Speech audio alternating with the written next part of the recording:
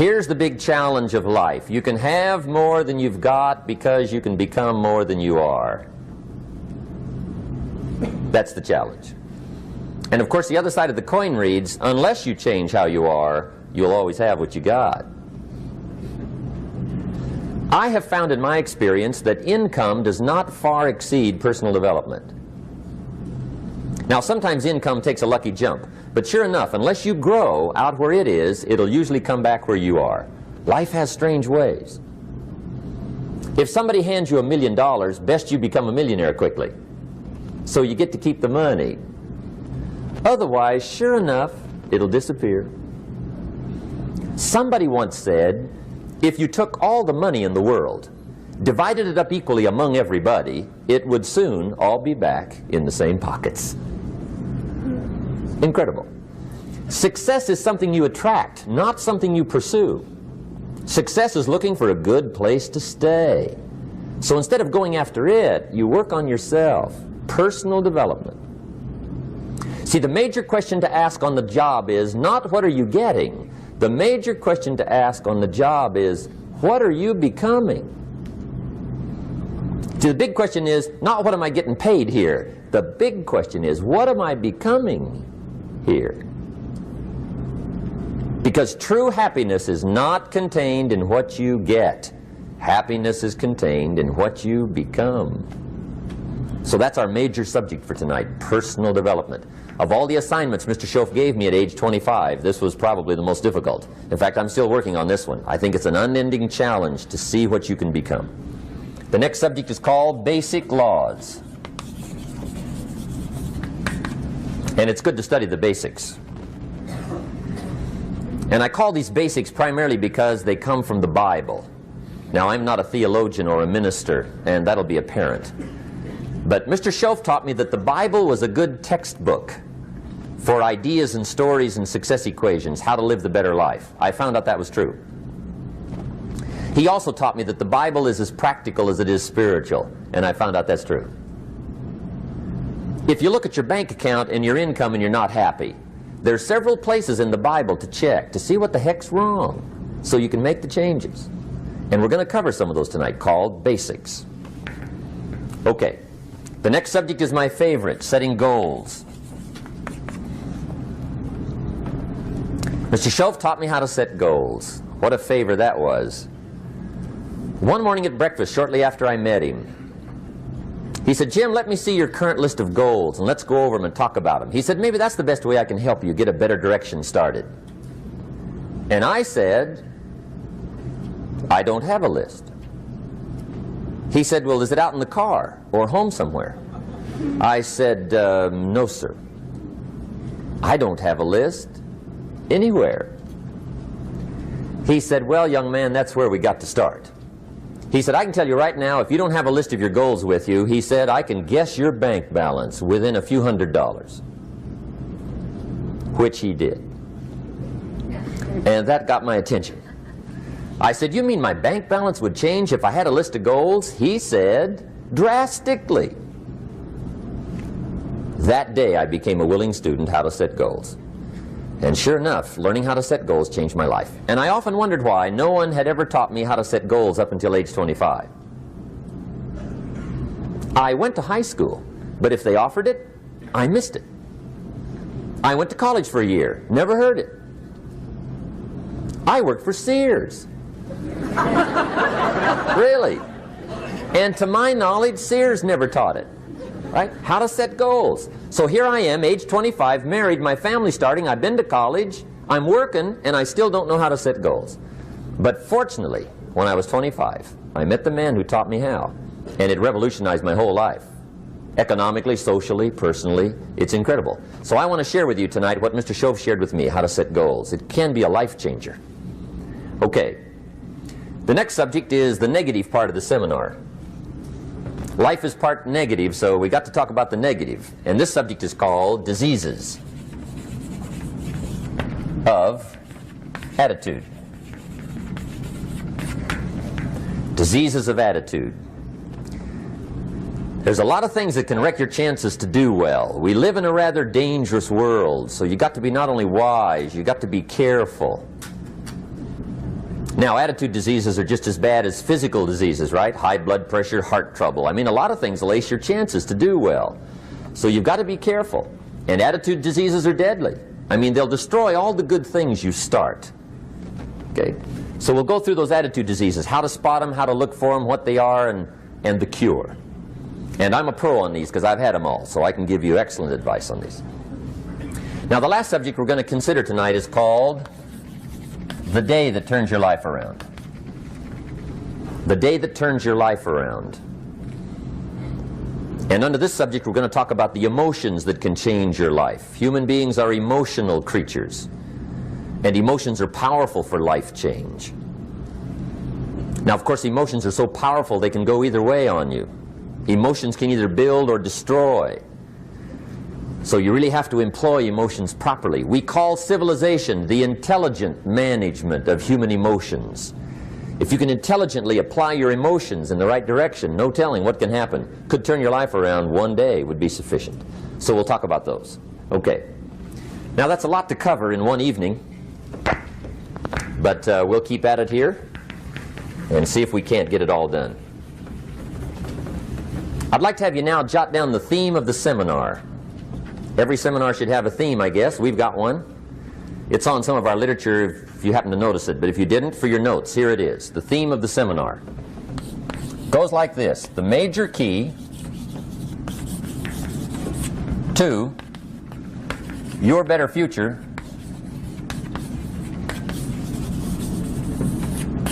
is you. That's the theme of our seminar tonight. The major key to your better future is you.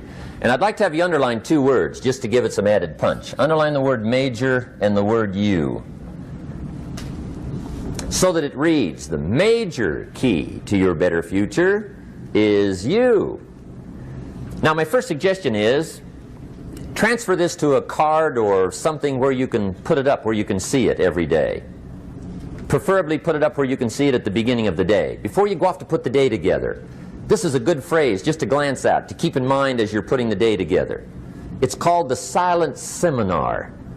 If you'll just let this talk to you during the day, I found it to be tremendously helpful. The major key to your better future is you. For a big share of my life now, I didn't have this one quite figured out, among a lot of things I didn't have quite figured out. Many things used to puzzle me back in those early days. I used to wonder why two people could work for the same company, one make twice as much money. Now see, that used to puzzle me. And maybe they were the same age, graduated from the same school, live in the same community, work for the same company, with the same products and the same services. They've got the same traffic, the same problems, and one makes $1,000 a month, the other one makes $2,000 a month. Now that was my puzzling question. Why would this long list be the same and the money twice as much? I asked, what's the difference between $1,000 a month and $2,000 a month? And I don't mean $1,000 a month, right? I could figure that out. But what makes the difference? Why would one person do twice as well, 3 times as well? Speaking economically. Now I know there's more than one way to do well. I understand that. But in this little narrow area called compensation, what's the difference? Well, back then, with my faulty thinking, I'm trying to reason it out. I thought, well, maybe time makes some of the difference, right? Some people do better because they have more time. I used to say, Harold ought to be able to do well. He's got a lot of time. If I had all of Harold's time, I could do well. Now, that's got to be dumb, right? Number one, you can't get somebody else's time. A guy says to me one time, he says, you know, if I had some extra time, I could make some extra money. I said, then forget it. There isn't any extra time. Hey, when the clock strikes 12 midnight, that about wraps it up, right? I mean, you can look around the gongs there for a little more, but it's over. You say to the guy, what are you doing? He says, I'm looking for extra time. See, they'll come and take you away, right? There isn't any more time. Now, if you can't get more time, which you can't, what could you get more of that would make a difference in economic results? And here's the key word. Make it a part of your notes. We're going to consider it tonight. The word is value. And I have a little phrase for your notes. Value makes the difference in results. Value makes the difference. You can't get more time, but you can create more value. Now here's the first lesson of economics. Everybody should learn it from the time they're old enough to understand what a dollar means. How to earn one, how to get one, how to keep one, what to do with it. First lesson of economics. We primarily get paid for value. That's lesson one. Bringing value to the marketplace, that's how you get paid. You don't get paid for the time. I know it takes time to bring value to the marketplace, but you get paid for the value, not the time. Now, since that's true, here's one of the key questions of the evening. Is it possible to become twice as valuable at the marketplace and make twice as much money in the same time? Could you become 3 times as valuable? Make 3 times as much money in the same time? Is that possible? The answer is yes, if. And it's always if, right? Life is known as the big if. Harry Truman once said, life is iffy. How true. And here's the big if, we're going to consider it tonight. It's possible to do much better at the marketplace if you go to work primarily on yourself. And that's the theme of our seminar tonight. Learning to work primarily on yourself. People have asked me for the last 24 years, how do you develop an above average income? And the answer is, become an above average person. Develop an above average handshake. Some people want to be successful, they don't even work on their handshake. As easy as that would be to start on. They let it slide, they don't understand. Develop an above average smile. Develop an above average excitement. Develop an above average interest in other people. Develop an above average intensity to win. See, that'll change everything. Probably one of the most frustrating experiences in life is looking for an above average job with above average pay without becoming an above average person. It's called frustration.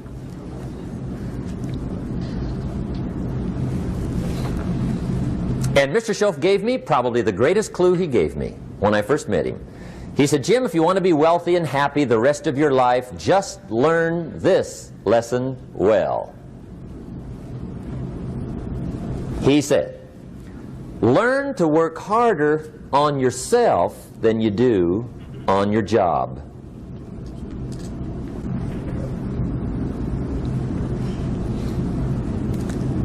Then Mr. Schoaf gave me probably one of the most important clues among so many things he taught me, but this was in those early days. Mr. Schoaf was very kind, but he was also very abrupt. And he had these interesting questions to ask. I'm giving him a little rundown one day on how things hadn't worked out for me. He said, Mr. Rohn, I've got the answer for you if you will listen carefully. And listen carefully I did that day and for the next 5 years. If somebody's wealthy and happy, you gotta listen. He said, Jim, I've only known you a short time. But he said, it's already my honest opinion that for things to change for you, you've got to change. That wasn't quite the answer I was looking for. But that's the answer he gave me, and I pass it along to you on this warm summer evening in Anaheim, California, 1981. For things to change for you, you've got to change. Otherwise, it isn't going to change. Before I met Mr. Schoaf, I used to say, I sure hope things will change. Right? That seemed to be my only hope. If it isn't going to change, I'm in serious trouble. And then I discovered it isn't going to change, so I'm in serious trouble.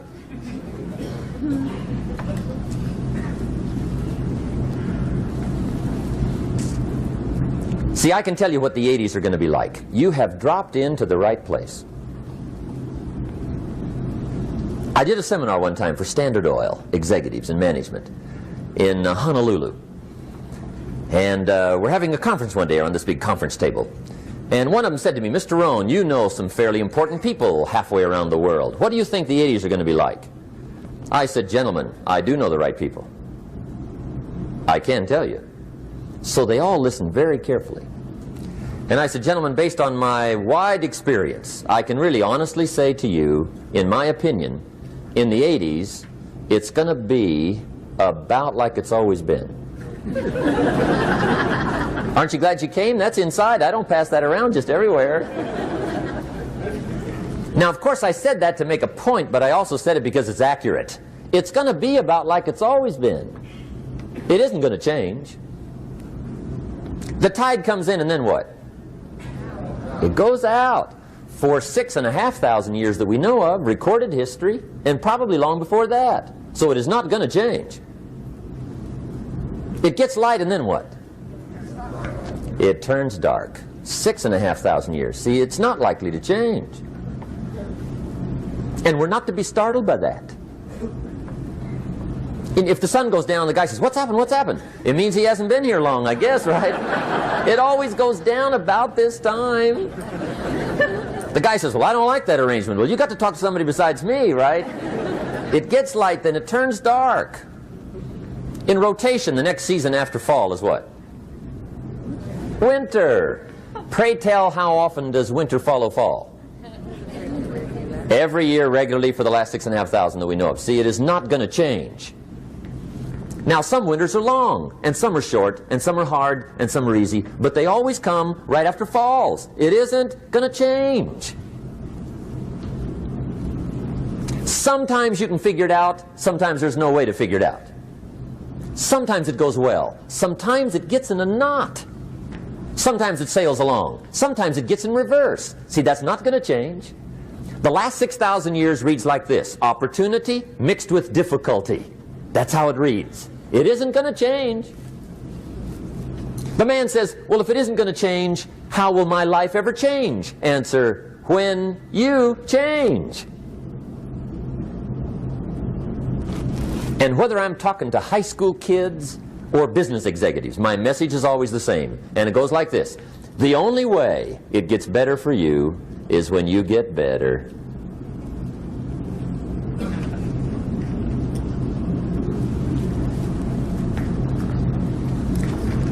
Let me give you the 4 major lessons in life to learn. Here's 4 majors. It's good to study the majors. In our weekend seminar we teach, some people don't do well because they major in minor things. You've got to be on the lookout. At the end of every week, end of every month, you've got to check, make sure you're not spending major time on minor things. Okay, we go through that whole series. Majors and minors. Now, let me give you 2 phrases before we get to the 4 majors. This will set it up and you'll see where I'm going. 2 key phrases for your notes. Here's the first one. Life and business is like the changing seasons. That's the first phrase. Life and business is like the changing seasons. One of the best ways to describe life, it's like the seasons. Frank Sinatra sings, life is like the seasons. Now here's the second phrase. Very important. You cannot change the seasons, but you can change yourself. You can't change the seasons, but you can change yourself. And see, that's how life gets better for you, not by chance, but by change. Now here's the 4 major lessons in life to learn. I've got my first book finished, came out a couple of weeks ago. This is in it, the 4 major lessons in life to learn. Here they are. Number 1, learn how to handle the winters. That's lesson 1. They come right after falls, with regularity. Some are long, and some are short, and some are hard, and some are easy, but they keep coming. You must learn to handle the nights. They come right after days. You must learn to handle difficulty. It comes right after opportunity. You must learn to handle recessions. They always follow progressions. For the last 6,000. See, it isn't going to change. The lesson you must learn is how to handle it. And there's all kinds of winters, right?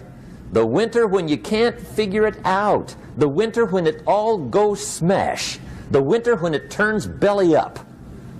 The winter when it won't work, when you've run out of money and you've got a broken heart. See, those are winter times. There's all kinds. Economic winters, social winters, personal winters. When your heart is smashed in 1,000 pieces and the nights are unusually long, your prayers seem to go no higher than your head. It's winter time.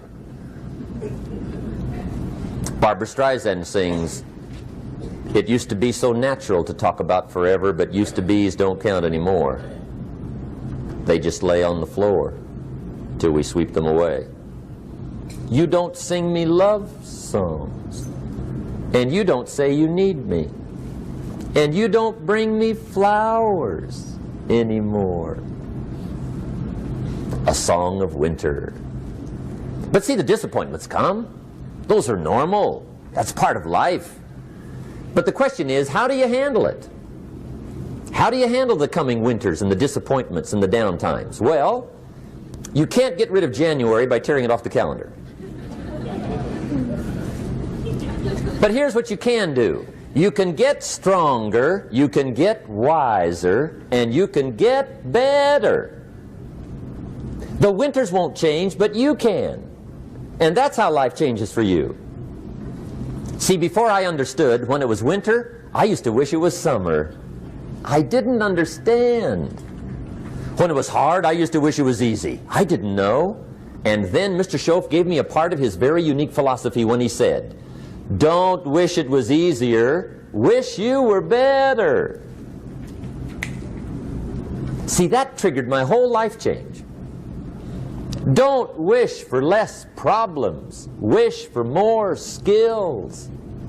Don't wish for less challenge, wish for more wisdom. That's the key.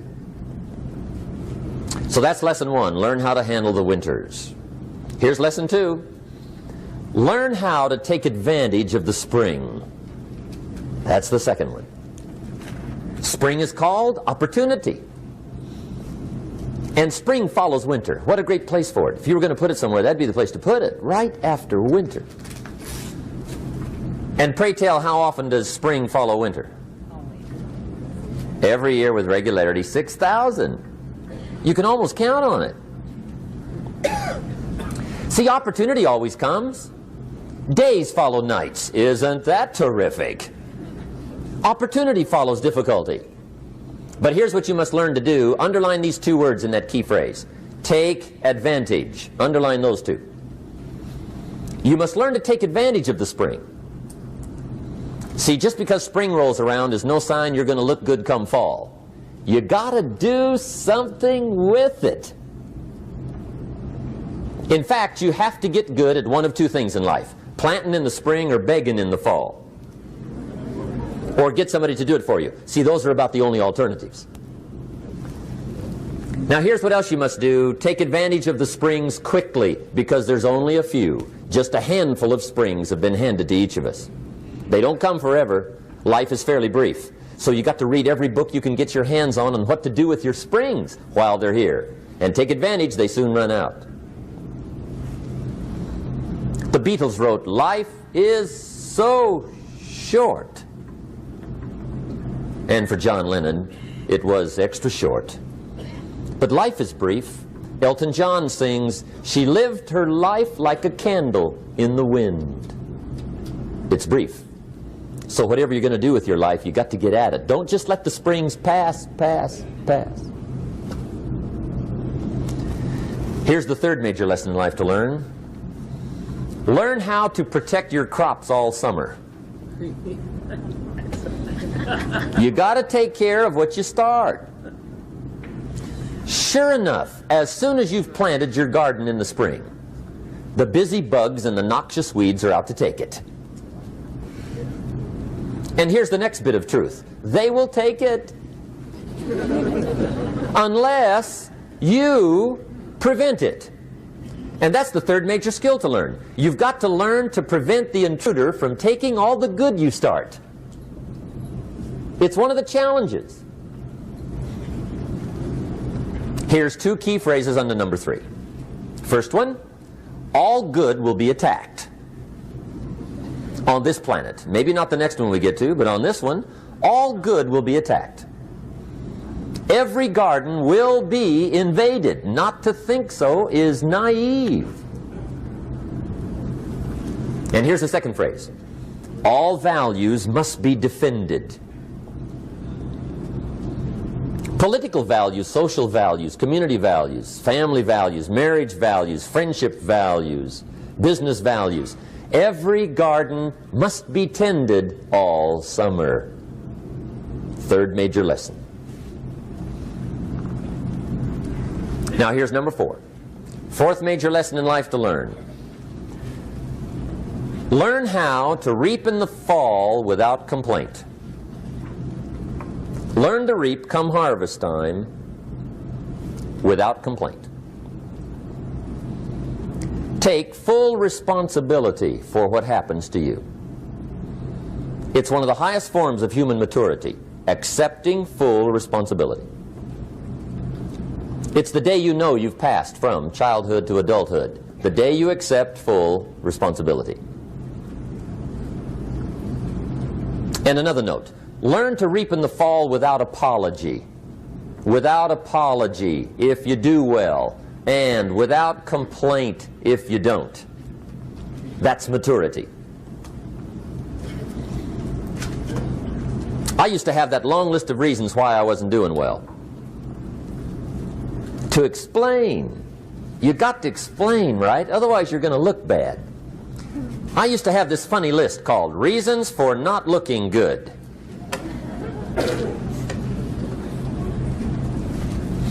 I used to blame the government.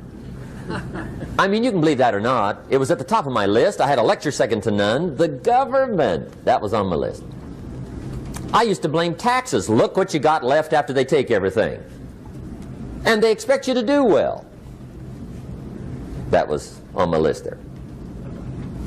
Prices, that one's easy, right? You walk into the supermarket with $20, come out with a little half bag. So I had that on my list. I used to blame the weather. I blamed the traffic. I used to blame my car. I blamed the manufacturers. I used to blame the company.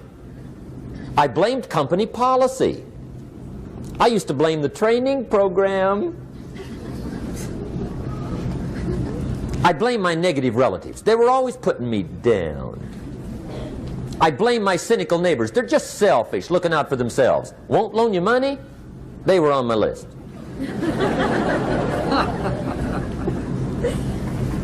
I used to blame the economy. I blamed the community. That's a pretty good list for not doing well, isn't it? I thought it was good. I'll never forget one day, Mr. Schoaf was very kind, but he was also very blunt, and this was no exception. And I'm glad he was blunt. There's a lot of things I'd have missed if he hadn't have been blunt. One day, with sort of a curious look on his face, he said, "Jim, just out of curiosity, tell me, how come you haven't done well up until now?" Excellent question. I thought, well, so I won't look too bad, I'll go through my list.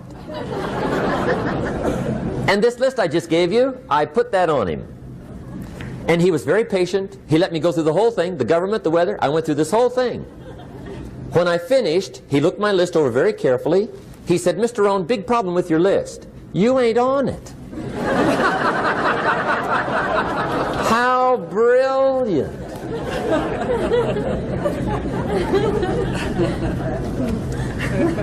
When I went to work for him a few months later, I learned very quickly to tear up my list, reasons for not doing well, and I threw it away. And I got me a fresh piece of paper. And I put one word on it. Me. There's a Black Heritage spiritual that says, "It's not my mother nor my father, nor my brother nor my sister, but it's me, O Lord, standing in the need of prayer." See, I used to blame everything outside. And then let me give you a little philosophy that helped turn my life around. For your notes, here it is. It's not what happens that determines the quality or the quantity of your life. It's not what happens. And the reason is because what happens happens to about everybody. No different. The sun went down on all of us last night. A common event, a happening. And I found out that the same things can happen to two different people. One gets rich and one stays poor. Why is that? It's because it's not what happens, but rather it's what you do that changes everything. So that's a key phrase. It's not what happens, it's what you do. What happens is about the same. You might put that in parentheses here. Same. What people do, that's what's different. Anything can happen, right? Everything can happen. I've heard all the stories. I've been one of the stories. Hey, we could all tell stories all night long, right? Happenings. Anything can happen. Have you heard of Murphy's Laws? Anybody here heard of Murphy's Laws? Okay, most of you have. Murph had these laws. One of them was, if anything can go wrong, it will. That's one of Murphy's laws. He was not one of the great positive speakers of the day. But anyway, it's still true though, right? Anything can go wrong, everything can go wrong. For sure. I've fallen out of the sky so many times. Once to the tune of a couple of million. Devastating. Took me a while to survive that one. Now, it wasn't all that much, but it was all I had. Right? I mean, that's when it's much, right? When it's all you got. If you got 3, 2 go, you got 1 left, you ain't looking that bad. But when it all goes. Has anybody been there when it all went? Anybody? Come on, the rest of you liars. Go ahead. Hey, we've all been there, right? When it all went. Of course, it used to be a long time ago, right? When you ran out of money, got to 0, you were all through. Heck, now you can whistle right on by 0, right? I mean, they will bury you. That's what they will do.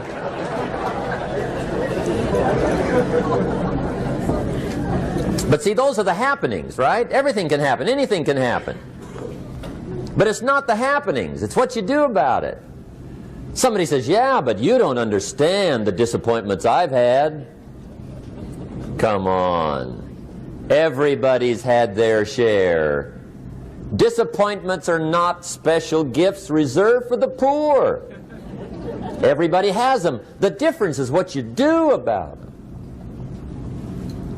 It's not the weather. I used to blame the weather, and I discovered it rains on the rich. So see, that won't help.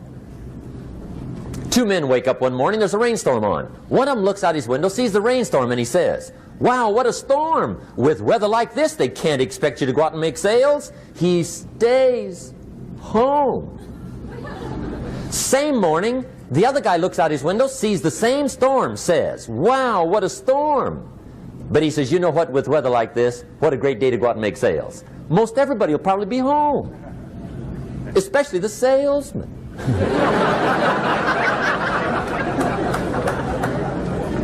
See, that's the difference in how your life works out. It's not what happens, it's what you do. So here's one of the key questions of the evening. Starting tomorrow, what are you going to do that'll make a change in your life's direction? Good question. What are you going to do starting tomorrow that'll make a difference? Now see, if you don't do something starting tomorrow that'll make a difference, guess what? It's gonna be the same. And see, that way you can guess what the next 5 years are going to be like. Look at the last 5.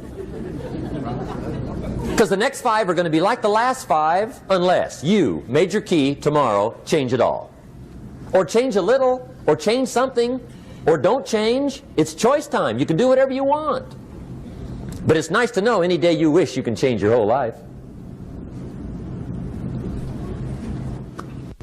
What can you do starting tomorrow that'll make a difference? Good question. What can you do with economic chaos, massive disappointment? What can you do with a broken heart? What can you do when it won't work? Good question. So if I had a word with you tonight, one-on-one, just you and me. I think my personal advice to you would be, this year, 1981, reach down inside of you and come up with some more of those remarkable human gifts. They're there, waiting to be utilized. And then change anything for you you want to change. And I challenge you to do that because you can change. If you don't like how it is for you, change it. If it doesn't suit you, change it. If it doesn't please you, change it. If it isn't enough, change it. And I challenge you to do that because you can change. See, you don't ever have to be the same again after tonight, only by choice. If you don't like your present address, change it. You're not a tree.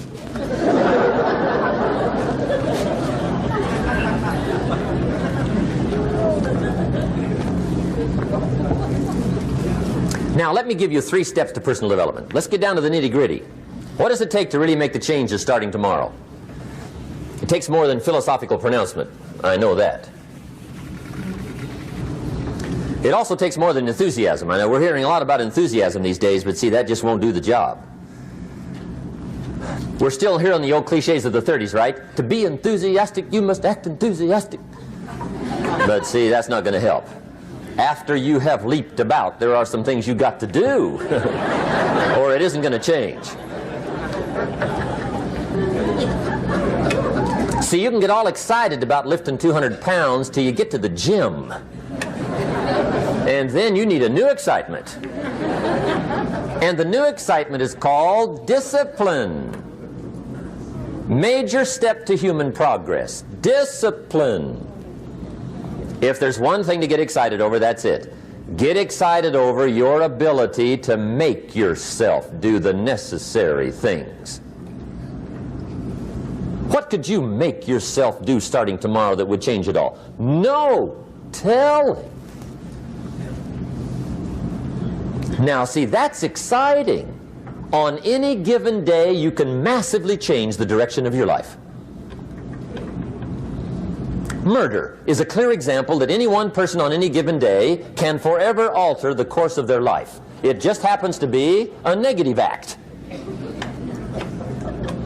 But just as sure as you can commit a negative act, you can also commit a positive act and forever alter your life, whenever you wish. Now that's exciting. And whatever that act might be that changes your life. The guy finally takes a shotgun to his car and blows out every window, destroys every tire, puts 100 rounds in this shabby old thing. And he says, I have driven this embarrassing thing for the last time. And not only will I never drive it again, nobody else will ever drive it again. And he lets that shuddering thing stand there for a while as a monument to the day he said, today my life changes. Now who can do that? Anybody. When can you do it? Whatever day you pick.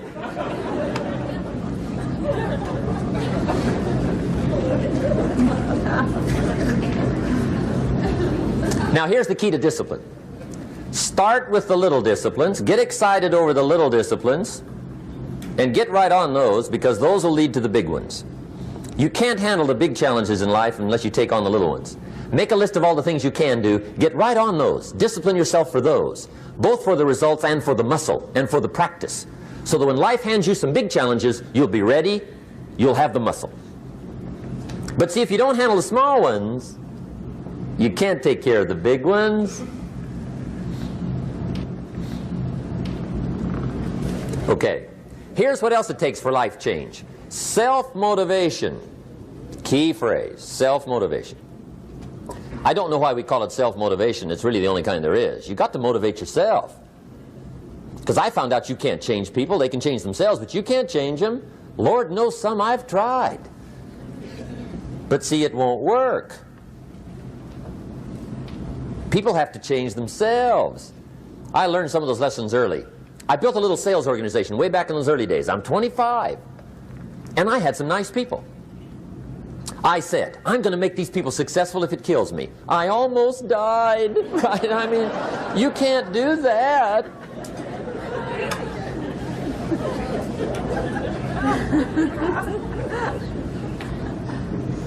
See, I've discovered this. Good people are not trained, they're found. You find good people. You don't make them good, you find them good. Training really is for the purpose of finding good people. You don't need much instruction for a good person. Too much training probably means you got the wrong people.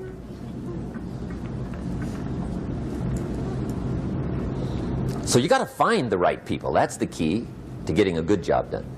One of the major things we learn in management, lesson 1, don't send your ducks to Eagle School.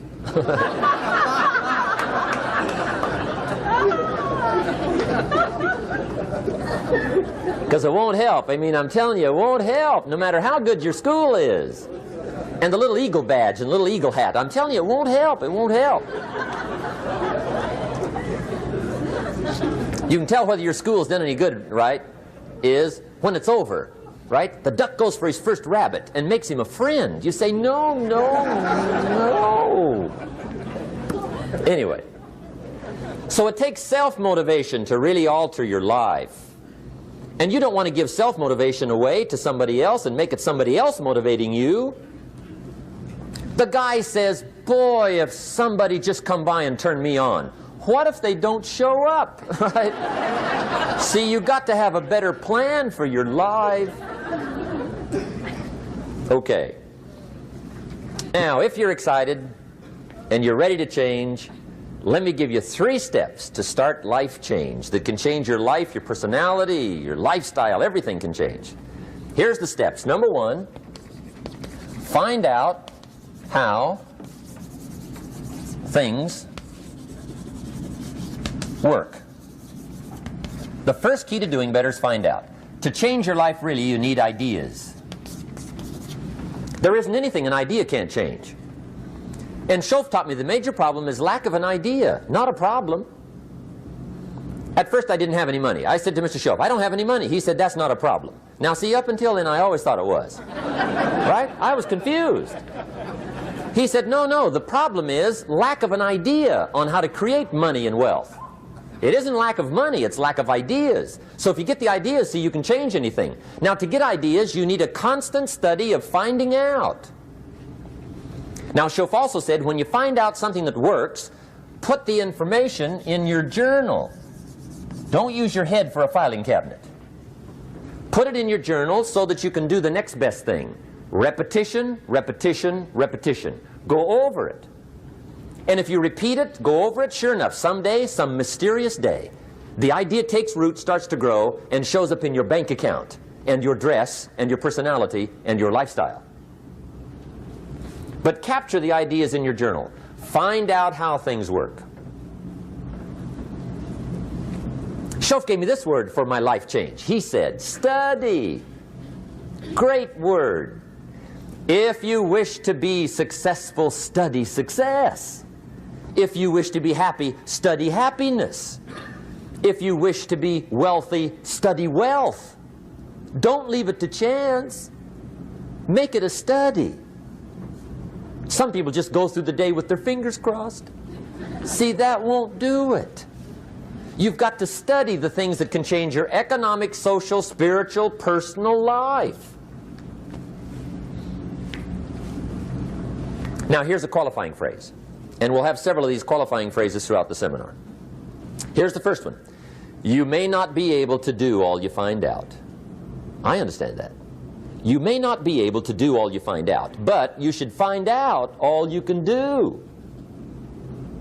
See, you don't want to wind up at the end of your life and discover that you've lived only 1/10 of it.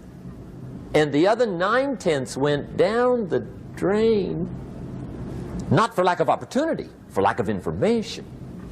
So that's number 1, find out how things work. Now here's the best human virtue for finding out. Curiosity. Make a note of that. Curiosity. Be curious. You might add a word to it that'll help. Childish curiosity.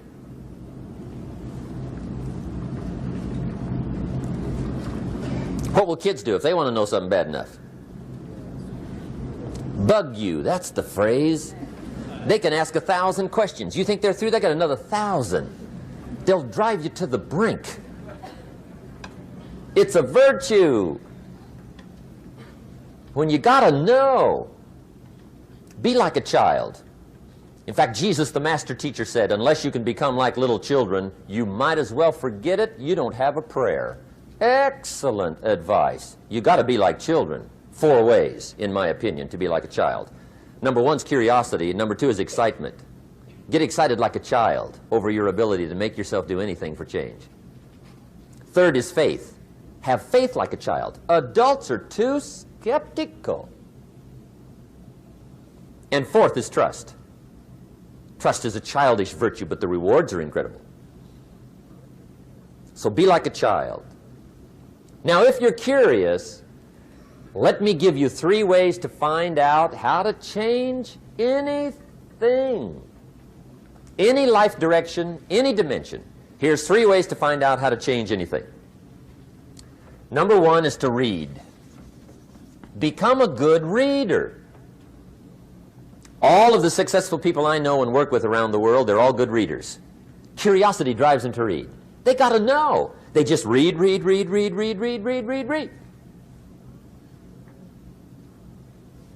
Become a good reader. Now, that's my opinion. Listen to the other lecturers, and listen to me, and make up your own mind. Don't be a follower. Be a student.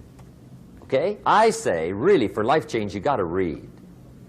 One way to learn is from your own experiences, but another way to learn is from other people's experiences. See, one book might save you 5 years if you read it.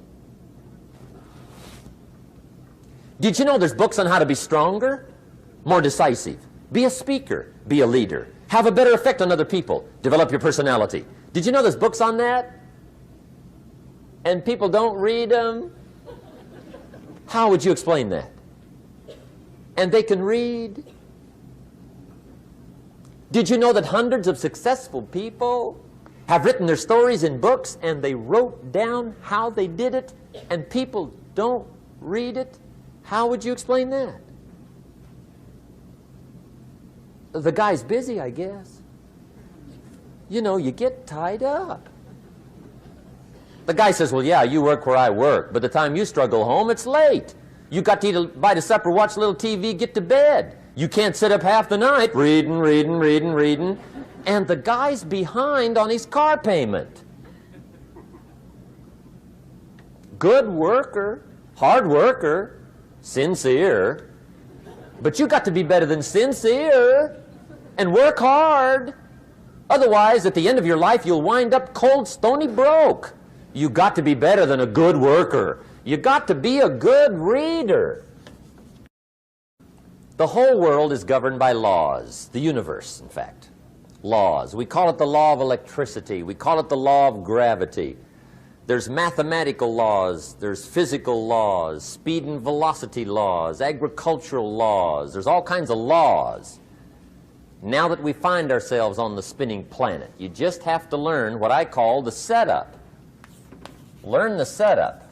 Life's setup. Now, we didn't set it up, but we're here, so you got to learn it. And we should learn the setup for 2 basic reasons. Number 1, to keep from getting hurt. It's one of the major reasons for learning, so you won't get hurt. See, economically, socially, personally, you can get hurt just not knowing. Ignorance is not bliss. Ignorance is poverty. Ignorance is tragedy. You got to know, or you're going to get hurt.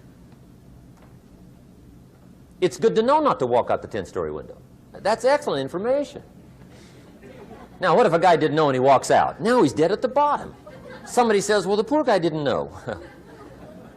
You got to know, or you're going to get hurt. Okay. Now, here's a parenthesis. You don't have to like the setup. I don't ask you to like how it is. That's not what's important. But it is important to learn how it is. Okay? So you don't have to like it, but you should learn it. That's what I tell the kids, right?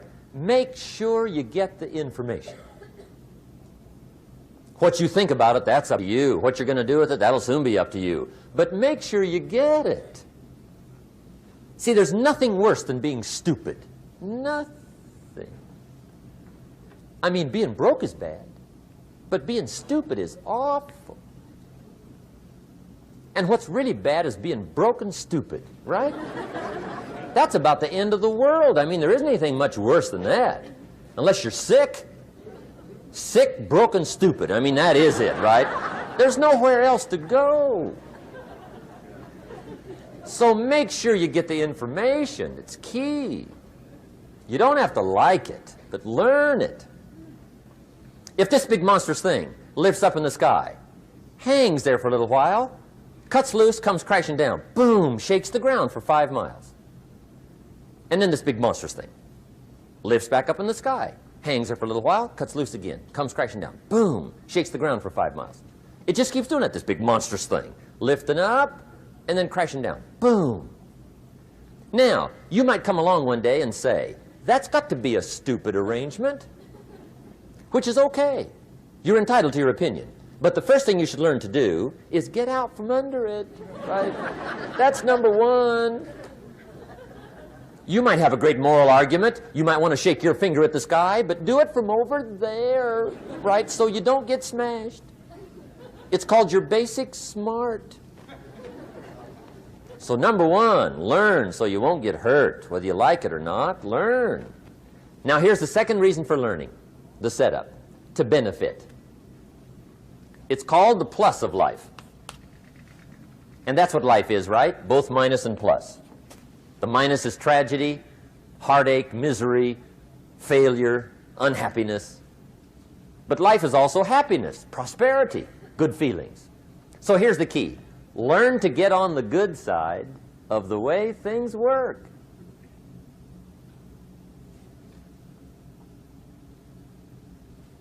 Now, here's 2 of the basic laws, and we'll take our break. Shoaff taught me these. They come from the Bible. Now, again, I'm an amateur, okay? When it comes to the Bible, I'm not a pro. So you'll sort of have to take my way of putting it. But here they are. The first one is the law of use. The law of use. And it goes something like this. Whatever you don't use, you lose. Lack of use causes loss.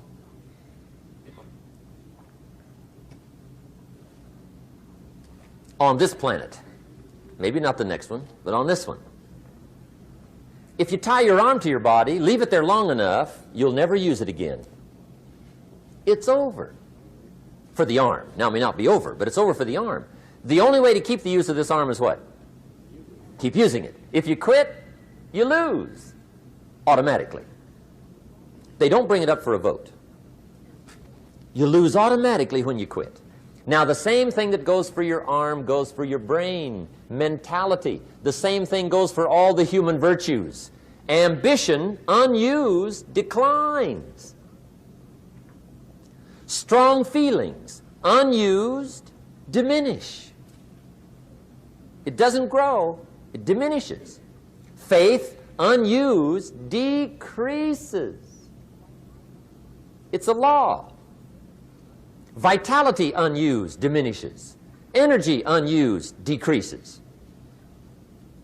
The guy says, well, I'm going to save up my energy. You can't do that. That's like trying to save today, put it on the end of the year. See, you can't do that. They'll come take you away. If you don't use today, what? It's lost. The guy says, well, I'll work twice as hard tomorrow to make up for it. See, that's foolish. You could have done that anyway. Today, unused is lost. A talent unused is lost. An ability unused is lost. So here's one of the key expressions of the evening. Take a new inventory of yourself. Starting tomorrow, new project. Take a new inventory.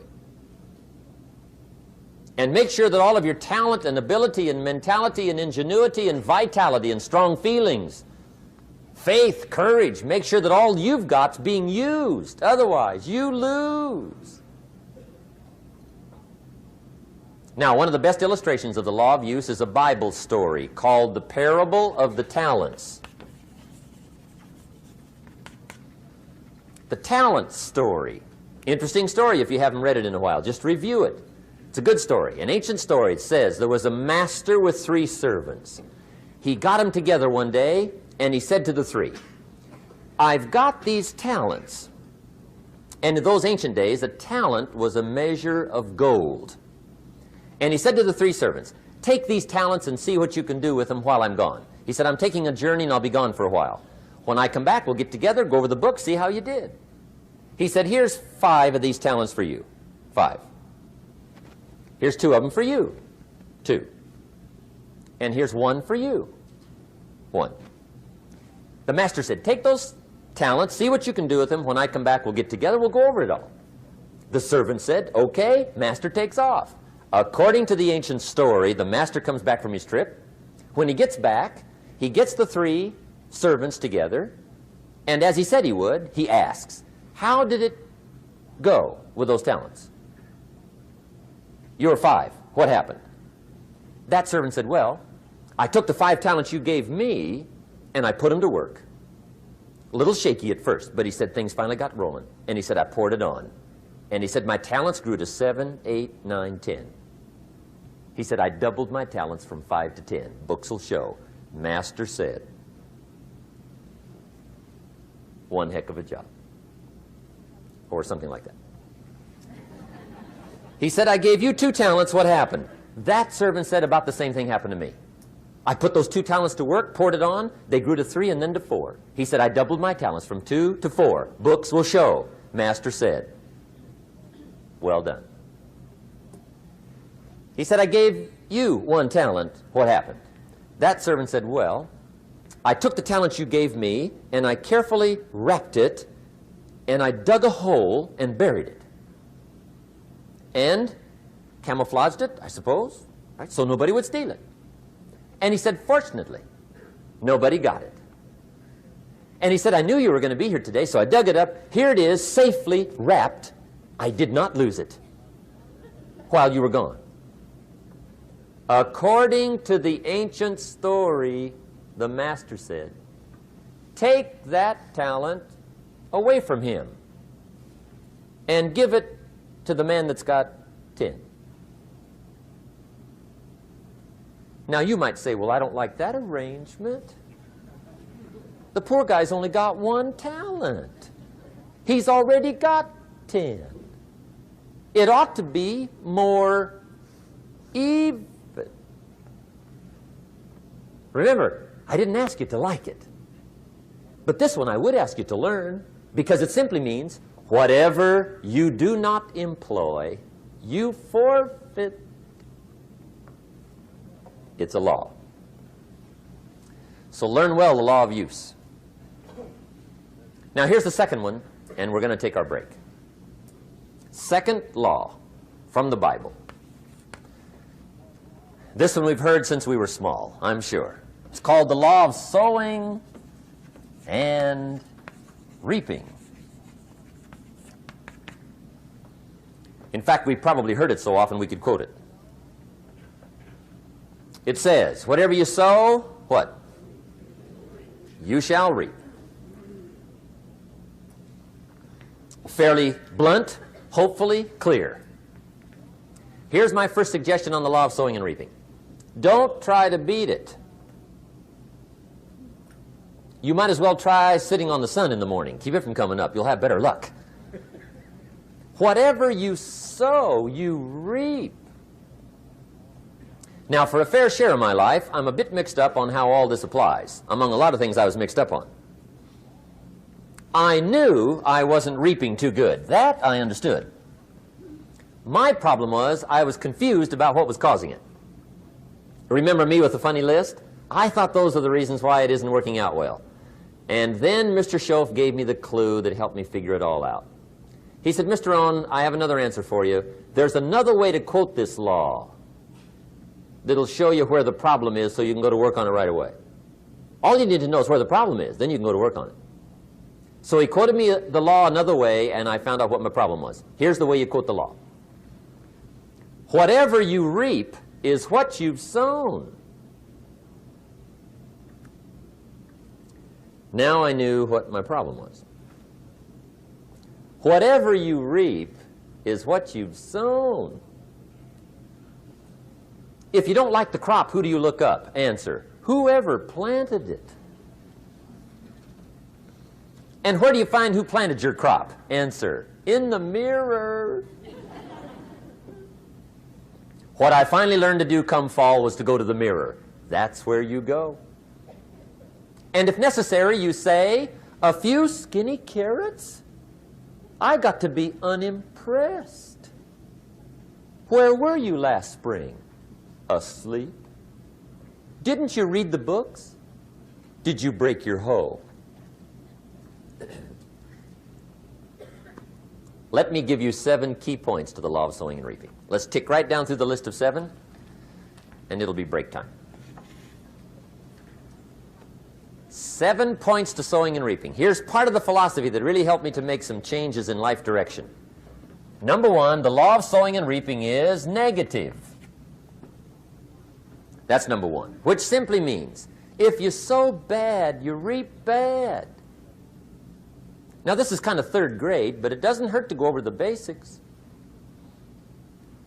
If you plant thistle seeds, you don't get pumpkins. Honest, no use looking for pumpkins. John says, how come no pumpkins? Come on, John. The law's negative. That's how come. Now, here's number 2. The law's positive, which simply means if you sow good, you reap good.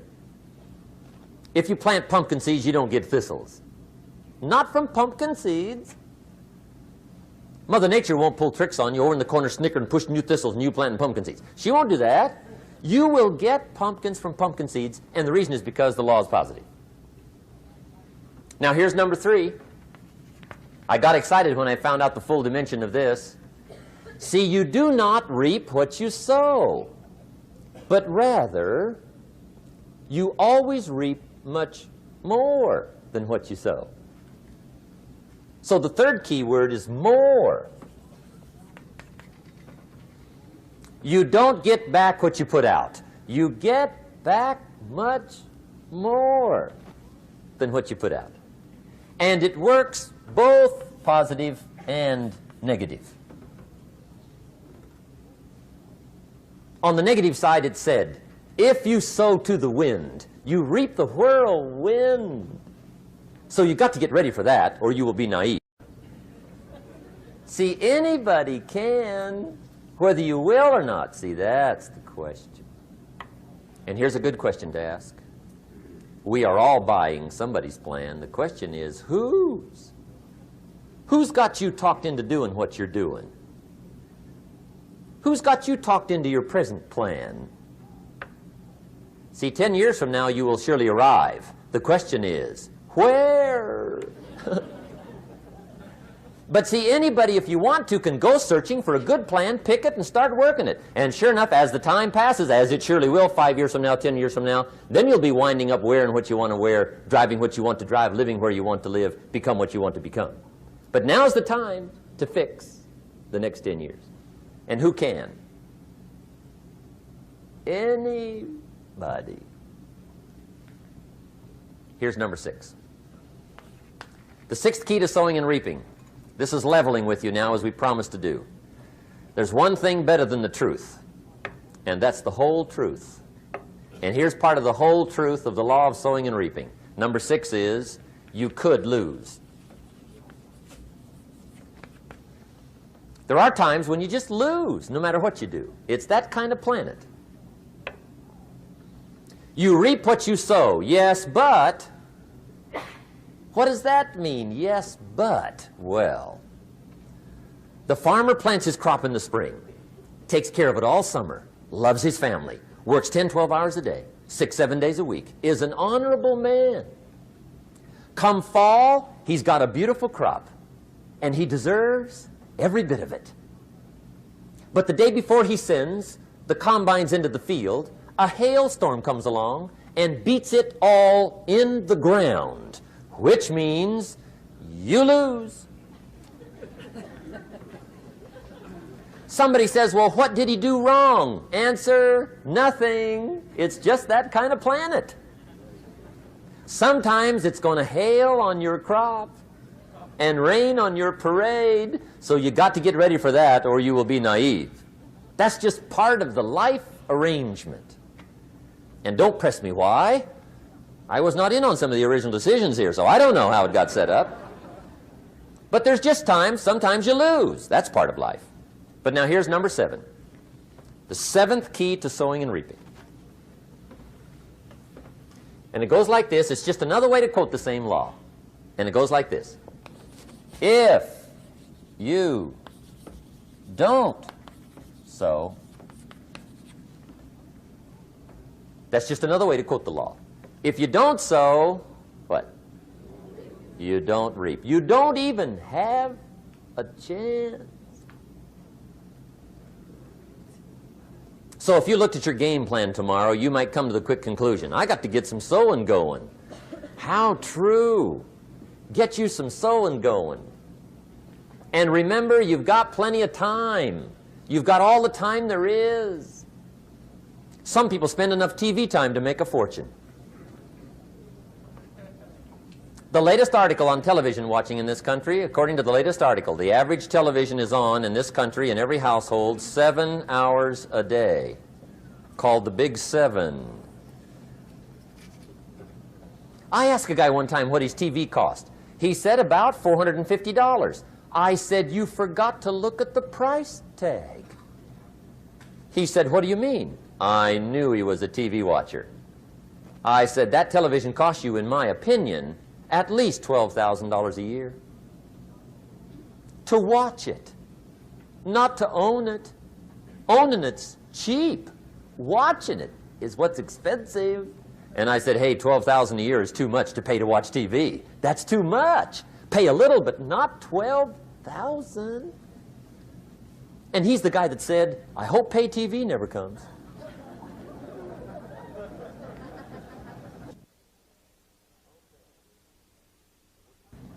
Okay.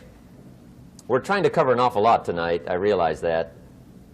But my time schedule is such that we just have to sort of give it all to you and let you sort the rest out. I wish we had plenty of time for questions and answers and that whole thing, but our time is just limited. But we are trying to go through an awful lot, I realize that.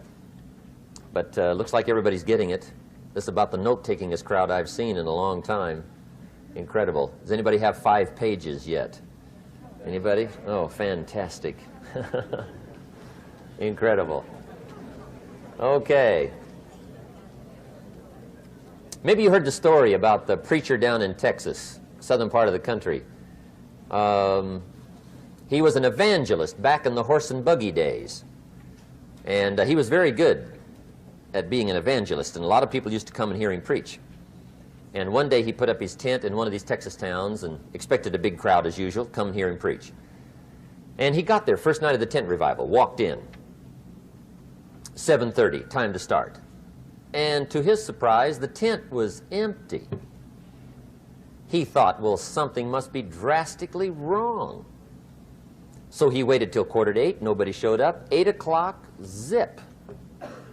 Finally, 8:15, one lone cowboy wandered up on his horse, tied his horse up outside, came in, sat down on the front bench, right, waiting for something to happen.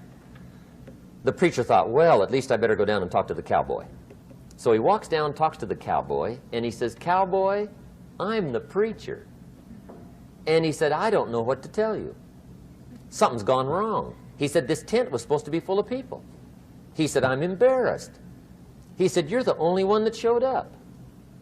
And he said, I really don't know what to do. And the cowboy said, well, I'm not a preacher, so I really can't tell you what to do. You know, he said, I'm just a cowboy. But he said, I know this, if I went out to feed my cattle and only one showed up, I'd at least feed it. The preacher thought, hey, the cowboy is right. If you've got a good idea to share, you should share it, if there's 1 or 1,000. So he got kind of inspired by this conversation, and he jumped up on the platform and started to preach, as if the tent was full of people, just exploded. And he went for an hour and 15 minutes, just kept rolling. Finally, he quit. And when he finished, he came down off the platform, talked to the cowboy again. He says, well, cowboy, what did you think of my sermon? And the cowboy said, well, I'm not a preacher, so I really can't tell. You know, he said, I'm just a cowboy. But he said, I know this. If I went out to feed my cattle and only one showed up, I'd feed it, but I wouldn't dump the whole load on it.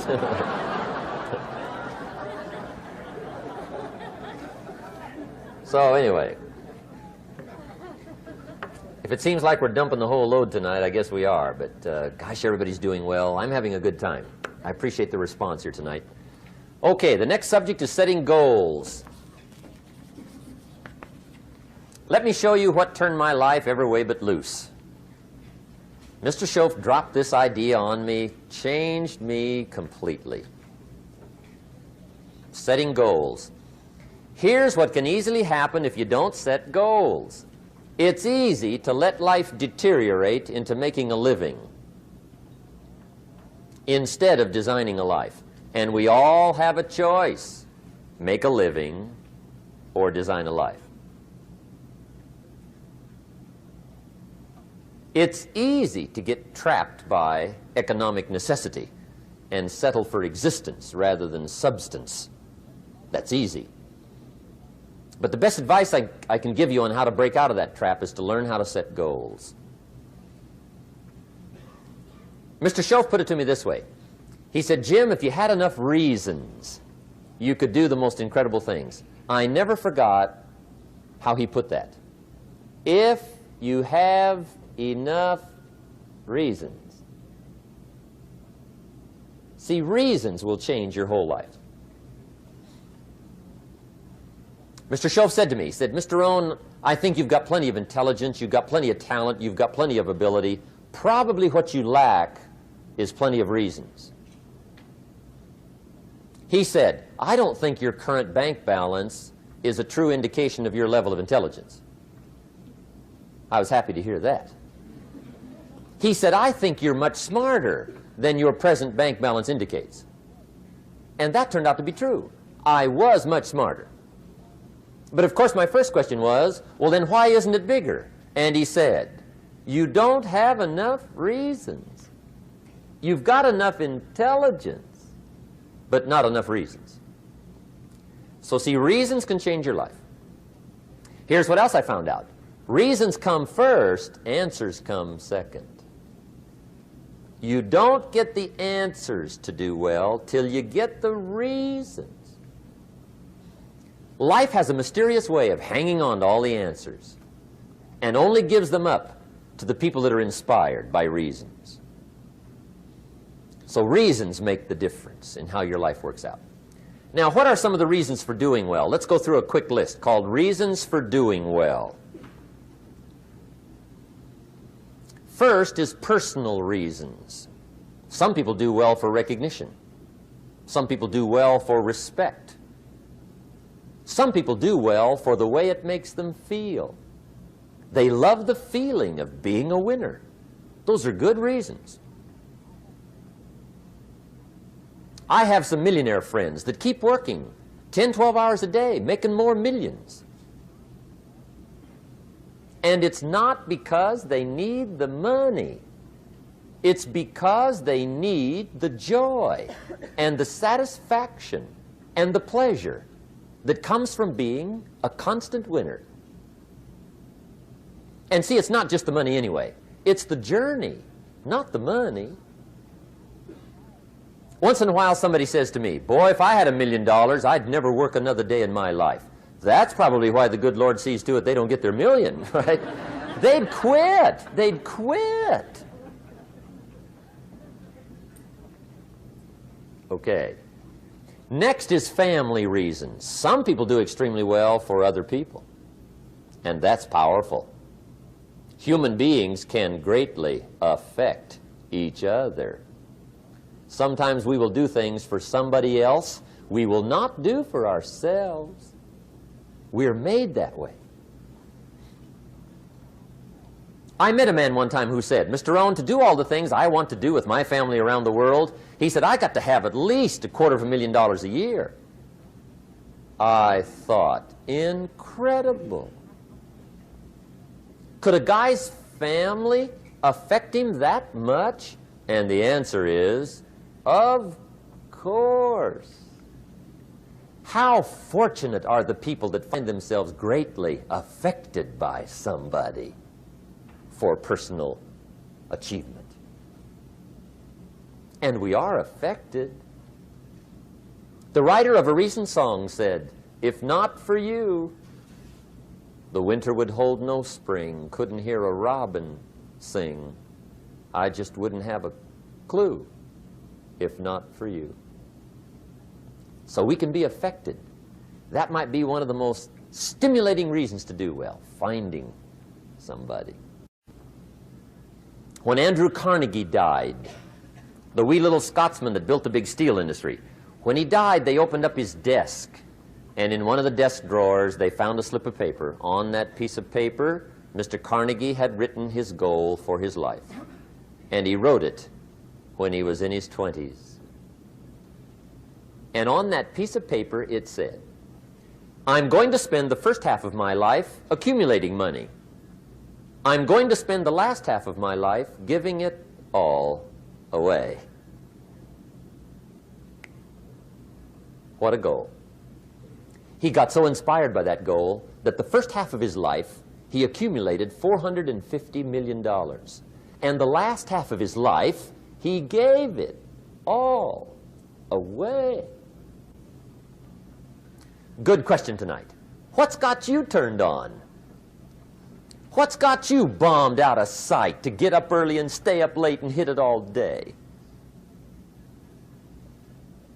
Next question. What's got you turned off? When I found the answers to those two questions, my life exploded into change. I finally found out what had me turned off, and I got that cured. And then I got me a long enough list of reasons to turn me on. And once the lights went on for me, age 25, they've never gone out.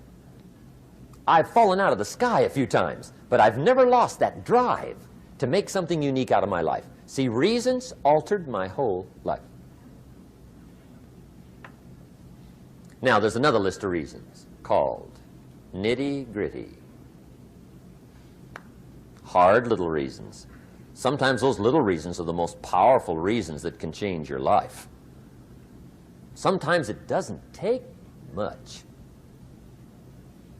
I now carry several $100s in my money clip. It's only a few $100s, but it was one of those reasons turned my life around. Just before I met Mr. Schoaf, I heard a knock at the door. I go to the door, and there's a little girl standing there about this tall selling Girl Scout cookies. And she gave me one of the finest sales presentations I've ever heard. Special deal, several flavors, this whole package of stuff, $2. And with a big smile, she very politely asked me to buy. And I wanted to. Big problem. I'm broke. I don't have $2. And to this day, I can remember the pain and the embarrassment. I'm a father. I'm a husband. I've been to college. I'm working. I'm 25. I don't have $2. And I didn't want to tell her that for some reason. So I did what I thought was next best. I lied to her. I said, "Hey, look, I've already bought lots of Girl Scout cookies. I've still got plenty stacked in the house," which was not true. But it seemed to get me off the hook for the moment. She said, "Well, gosh, that's wonderful. Thank you very much." And she went away. When she left, I closed the door, and that was the day I said to myself, I don't want to live like this anymore. I've had it with lying, and I've had it with being broke. I'm never going to let this happen to me ever again.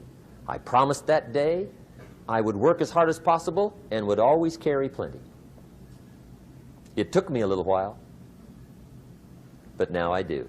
It was one of those reasons. And I guess I carry plenty for two reasons. One is the way it makes me feel, but also in case I bump into another Girl Scout selling cookies. right? I'm ready.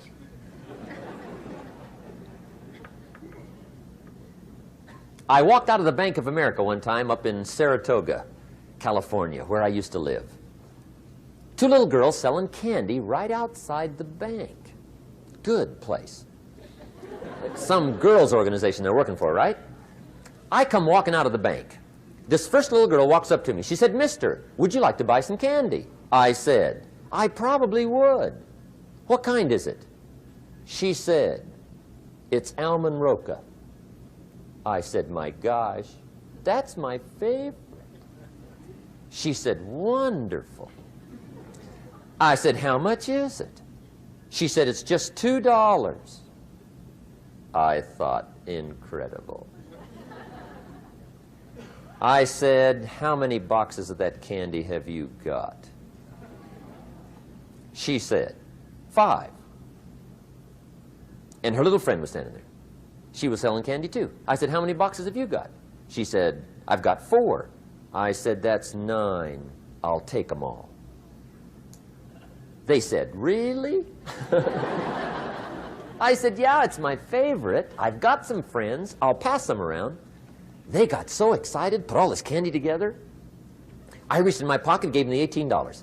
When I've got the candy and they've got the money, that first little girl looks up at me. She says, "Mister, you are really something." How about that? Can you imagine only spending $18 and have somebody look at you in the face and say, "You are really something"? Now you know why I carry heavy, right? I'm not going to miss anymore. It was just one of those reasons. Helped to change my life. One of my nitty-gritty reasons was budget finance. Budget finance used to grind my soul. Way back in those early days, I had fallen for one of those consolidation loans, where you take all your little hard-to-pay bills, put them into one big impossible-to-pay bill, right?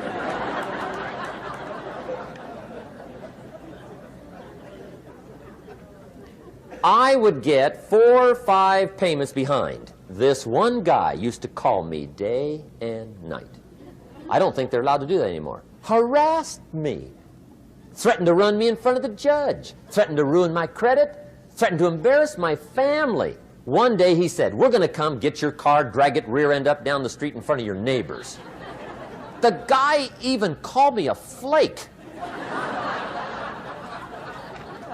And back in those days, I'm broke, I'm pitiful, there's nothing I can do about it.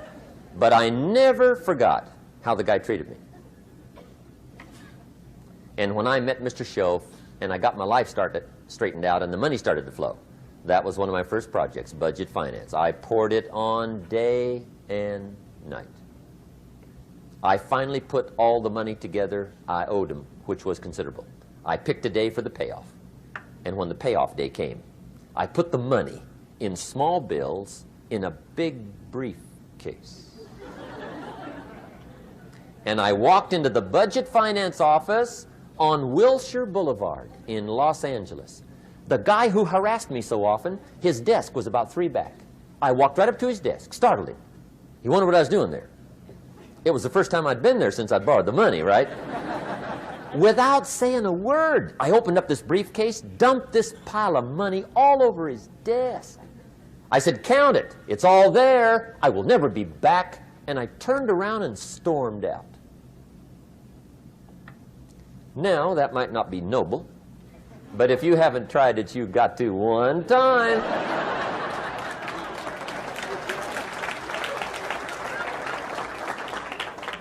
It can be the day that turns your life around. All you need is a reason that turns you on.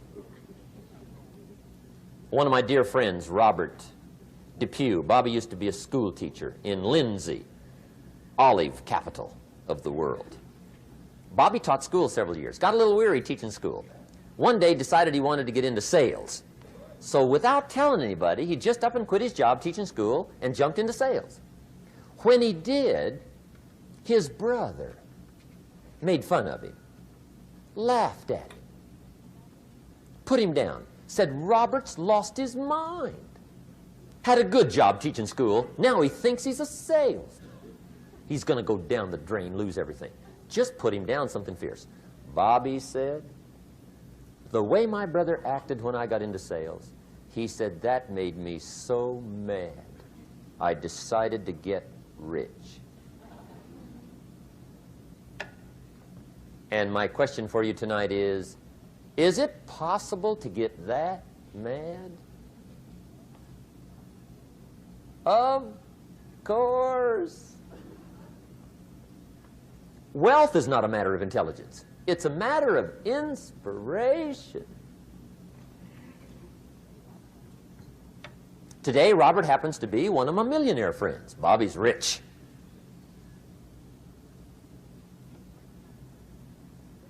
Frank Sinatra said one time, the best revenge is massive success.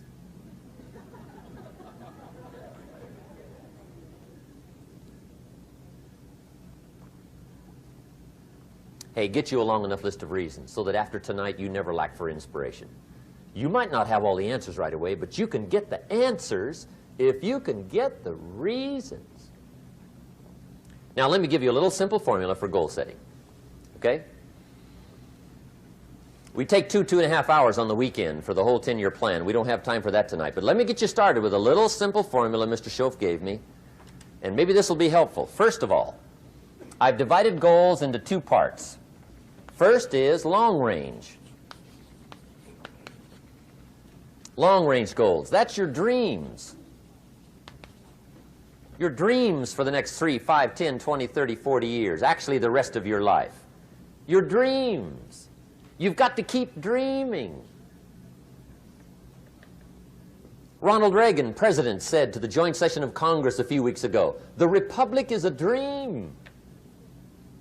And if we don't keep dreaming, we will lose the Republic. Your better future is a dream for yourself and for your family. Where do you want to go? What do you want to do? What do you want to be? What do you want to see? You've got to dream dreams. There's a Bible phrase that says, without dreams and visions, people perish. You've got to have something to go for that inspires the heart and the soul. Dreams. From the children of Sanchez, it says, take the crumbs from starving soldiers, they won't die. Take the bread from hungry children, they won't cry. But without dreams, we all will die. You've got to dream. Don't lose your dreams for yourself, for your future, for your family. The dreams of love and enterprise and travel and doing things, becoming something unique on your journey here. Don't lose your dreams. Do some dreaming. That's long-range goals. You've got to have those. So that's number one. Here's the second part of goals, short range. Short-range goals. That's your goals for tomorrow, this week, this month, this year, the immediate future. We call these confidence builders. Because if you set up something short-range, go for it, get it, latch onto it, work hard, accomplish it. That starts building your strong feelings to go for your dreams. Now, I've divided goals into 3 categories. Here they are. Number 1 is economic. That's your goals for money, income, business, profits, production. Economics. Make sure you've got your economics well planned. Economics plays a major role in everybody's life. Economics is major, which means it ought to be meticulously well planned for tomorrow, this week, this month, this year, long range. What if you asked somebody tomorrow if you could see their meticulously well-planned list of economic goals? What would they probably say? They say, you some kind of a nut? You must be weird. Hey, I found out what success is. Success is doing what the failures won't do. Make sure you've got your economics well planned. It'll put you in the top 5%. One of the key little subjects we talk about on the weekend is the 7 fundamentals for wealth and happiness. And that's one of them, well-planned economics. It's a fundamental if you want to do well. Join the top 5%. Anybody in this room can join the top 5%, if you will. Okay. Now here's the second category of goals, things. Make a list of the things you want.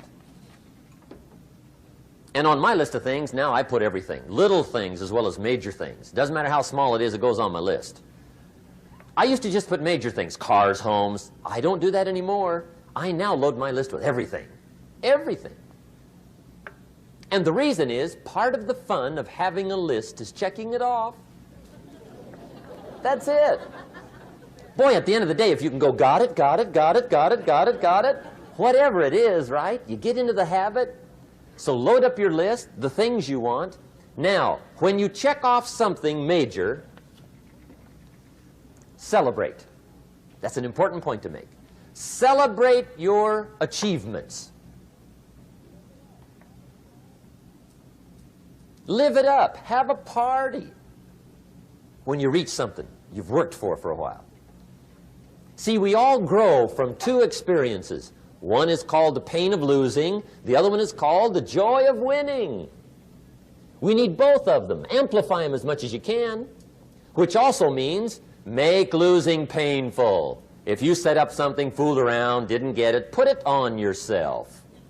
On the other side, if you did get it, congratulate yourself. Self-congratulations is a sign of maturity. Seeking congratulations is a sign of immaturity. But hey, winning and losing, see, that's what it's all about. That's the name of the game. Now, some people lead such mediocre lives, at the end of the day, they don't know whether they're winning or losing. They got no clue. Guy's just going through the day with his fingers crossed. There's a better way. Okay, here's the third category of goals, personal development. Put those goals together. Personal development goals. That's your goals to be stronger, more decisive, be a speaker, be a leader, learn a language, all kinds of skills. Okay? The whole weekend seminar was designed to improve all your skills so that you walk away more skillful. And that's what you want, the personal development skills. That's what attracts, that's what brings good things to your life, the person you become more skillful. Now, this is quite a package to work on. Economics, things, personal development. For tomorrow, this week, this month, this year, long range. Okay? That'll get you started. Now, here's the simple formula for setting goals. It goes like this. A, work on your goals. That's step one. Work on them. And I put the word work there deliberately. Setting goals is plain hard work. I don't want to kid you. We haven't come here tonight to kid each other. It's work. I know it's work. That's why a lot of people just let it slide. It's work. Many people work hard on their job, but they don't work hard on their future. They just let that slide. And the work involved is making plans. I know most people don't. I understand that, but don't let that be you. Guy says, well, yeah, you work where I work, but the time you struggle home, it's late. You've got to eat a bite of supper, watch a little TV, get to bed. You can't sit up half the night. Plan, plan, plan. And the guy's behind. Good worker, hard worker, sincere. But you've got to be better than sincere, working hard. You've got to be better than a good worker. You've got to be a good planner. Somebody once wisely said, the people who fail to plan are planning to fail. Well said. So work on your goals. Here's step two. Write your goals down.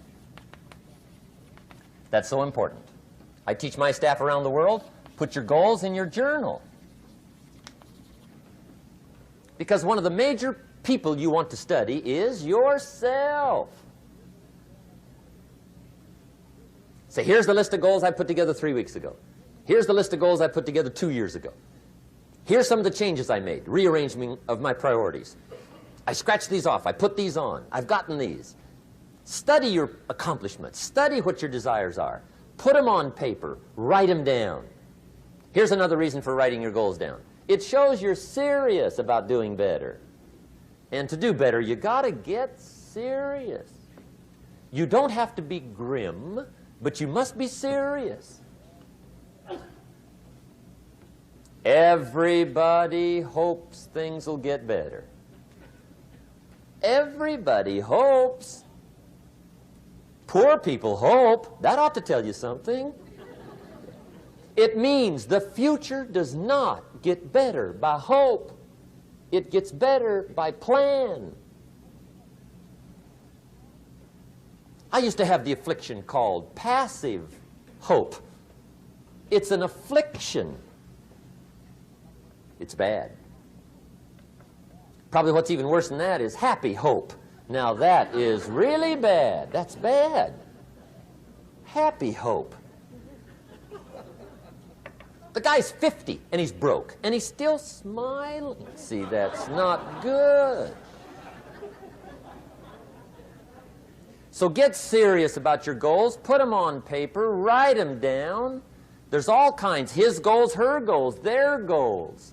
Business goals, financial independence goals, family goals. I mean, there's so many things to work on this that if you don't get busy and work on it, sure enough, the time will pass. And sure enough, 5 years from now, you'll wind up where you don't want to be, wearing what you don't want to wear, driving what you don't want to drive, being what you don't want to be. Now's the time to fix it. Now, here's the third step to your goals. Check the size of your goals and the kinds of goals. How big they are, what kind they are, affects you. And here's one of the important phrases of the evening. Your goals are affecting you, whatever they are. Your goals affect your handshake. Your goals affect your attitude, personality. Your goals affect the way you walk, the way you talk, the way you dress. All day long, we're being affected by our goals. Now, some people have goals, but they have such lousy goals. The effect is bad. I asked a guy one time, what are your goals for this month? The guy said, look, if I could just scrape up enough money to pay these lousy bills. That was his goal. I'm not saying it isn't a goal. It's a goal, but it's such a lousy goal, the effect is bad. You don't jump out of bed on Monday morning and say, oh boy, another chance to go out and scrape up the money to pay my lousy bills. See, you don't do that. Usually you say, oh, not another Monday.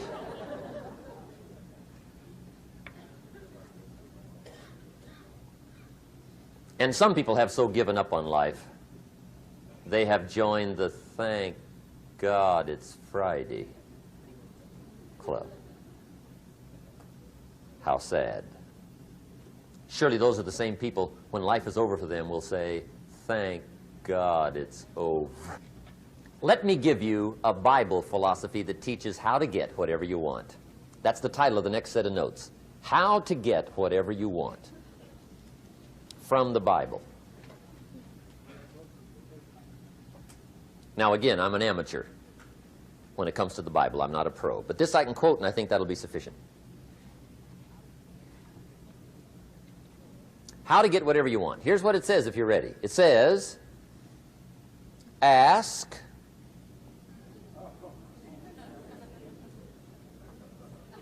that's it. End of notes. Ask. If there's one art in life to learn extremely well, that's got to be one of them. The art of asking. What does ask mean? Ask means, what do you want? And the formula is staggering. It says ask and what? A guy ought to look into that.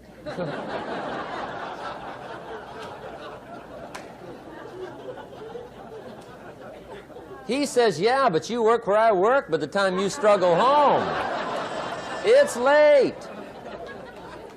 You got to eat a bite of supper, watch a little TV, get to bed. You can't sit up half the night, ask. And the guys be,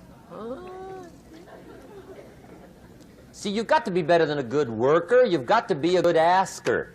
Now, let me give you 3 key points on asking and receiving. This can do it. Number 1, asking is the beginning of receiving. Asking starts a unique process, mental and emotional. I don't even know how it works. All I know is it works. It's like pushing a button and all this machinery starts working. I don't know how. It just works. There's a lot of things you don't need to know how. Just work them. Some people are always studying the roots. Others are picking the fruit. I mean, it depends on what end of it you want in on. Asking is the beginning of receiving, so start the process. Here's number 2. Receiving is not the problem. Receiving is automatic. Now, if that's true, receiving is not the problem, what's the problem? Failure to ask might be one of your major problems. I don't know. Check it out. The guy says, oh, now I see it. I got up last year and hit it every day, but there's not a scrap of paper with my goals on it. Good worker, poor asker. So you got to change that. Here's number 3. Receiving is like the ocean. There's plenty, especially in California. It's like an ocean here.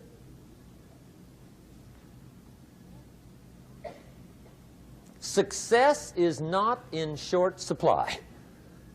It isn't rationed, and you stepped up to the window and it was all gone. No, no, no. It's like an ocean here.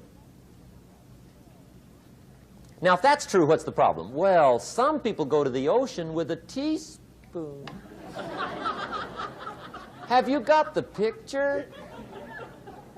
See, what you want to do in view of the size of the ocean is trade your teaspoon for at least a bucket, and you'll look better down at the ocean.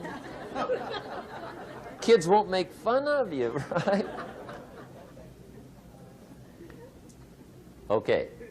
Now, there's 2 ways to ask, and we'll wrap up goal setting. 2 ways. Here's number 1. Ask with intelligence. It didn't say ask intelligently, but I'm sure it meant that. Don't mumble. You don't get anything by mumbling. Be clear. Be specific. Intelligent asking means how wide, how high, how soon, when, what size, what color, how much. Define what you want and describe what you want. That's powerful. In the weekend seminar we teach, goals become like a magnet. They pull you that direction. And the better you describe them, the more they pull. So ask intelligently. Here's number 2. Ask with faith. That's the childish part of the equation. Believe you can get what you want like a child. Not an adult. Adults are too skeptical. So the formula really reads, make plans like an adult and believe in them like a child. And the most incredible things will happen. Just try it for 90 days. Just try it. You can always go back to the old ways. Just try it, just 90 days, 90 days. Now, here's the last qualifying phrase on goal setting, as we promised to qualify everything. And it simply goes like this. Remember, you won't get everything you want. And we've already studied the reason for that. Simply, sometimes it hails on your crop and rains on your parade.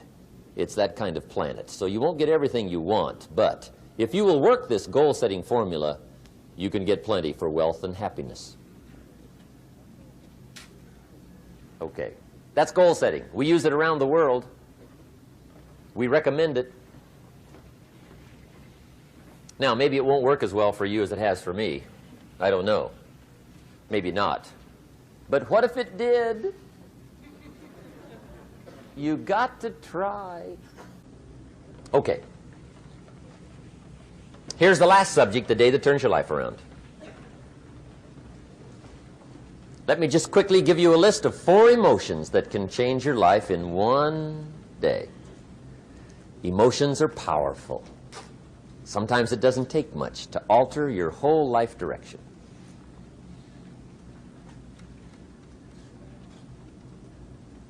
Okay, here they are. Number 1, disgust.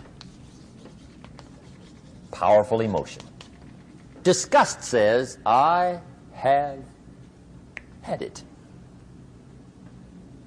See, that could be the day. The day you can say, I've had it.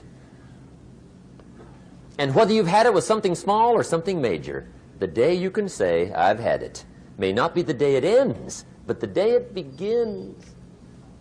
That's what I said when that little Girl Scout left my door when I'm 25. I give her the big lie, she leaves, I say, I don't want to live like this anymore. I've had it with lying and being broke. Powerful day. The man's finally had it with mediocrity. He's had it with being a loser. He's finally had it with those awful sick feelings inside, knowing his wife is at the grocery store looking at 2 cans of beans, one marked 37 cents, one marked 39 cents. And the guy sick inside knows his wife's going to buy the 37-cent can, and she doesn't even like the brand. Do you know why she's going to buy the 37-cent can? To save 2 cents. The guy sick inside finally says, I've had it. Being on my knees in the dust looking for pennies, we're not living like this anymore.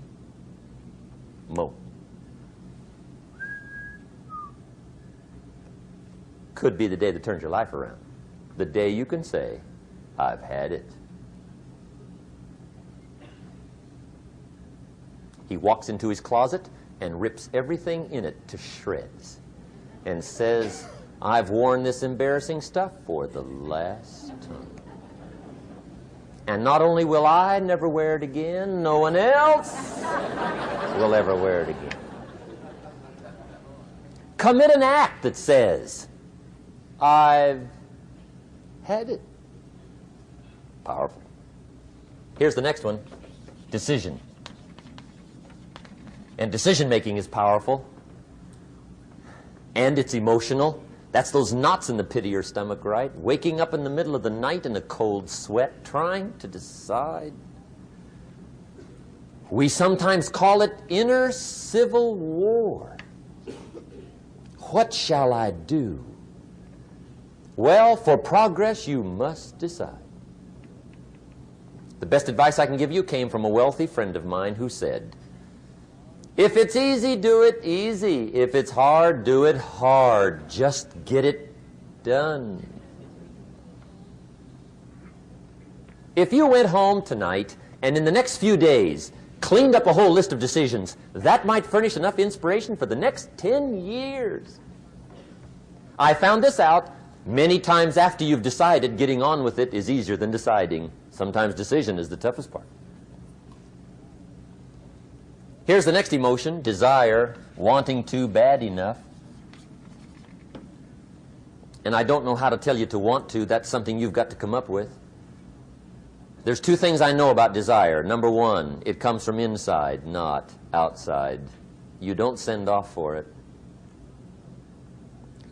Number 2, I know desire can be triggered by something. Who knows what it might be? Sometimes desire waits and sleeps for something to happen. Maybe it's a book, maybe it's a song, maybe it's a sermon, maybe it's a lecture, a seminar, maybe it's the conversation of a friend, a happening, an event. Who knows? The best advice I can give you is what I give my staff. It goes like this: welcome every human experience. You never know which one is going to turn it all on. Even the bad experiences. Sometimes from the bitterest experience comes the greatest awakening. So let down the barriers, take down the walls. The same wall that keeps out disappointment keeps out happiness. Let life touch you. Don't let it kill you, but let it touch you. Here's the last one. This one's powerful. Resolve. Resolve says, I will. Two of the most powerful words in the language. I will. Benjamin Disraeli once said, nothing can resist a human will that will stake even its existence on the extent of its purpose. Shortly put, I'll do it or die. See, that's powerful. That could be the day that turns your life around. The world has a strange way of stepping aside when somebody says, I'll do it or die. The man says, I will climb the mountain. They've told me it's too high, it's too far, it's too rocky, it's too difficult, it's never been done before, but it's my mountain, I will climb it. Pretty soon you'll see me waving from the top. Or dead on the side, because I ain't coming back.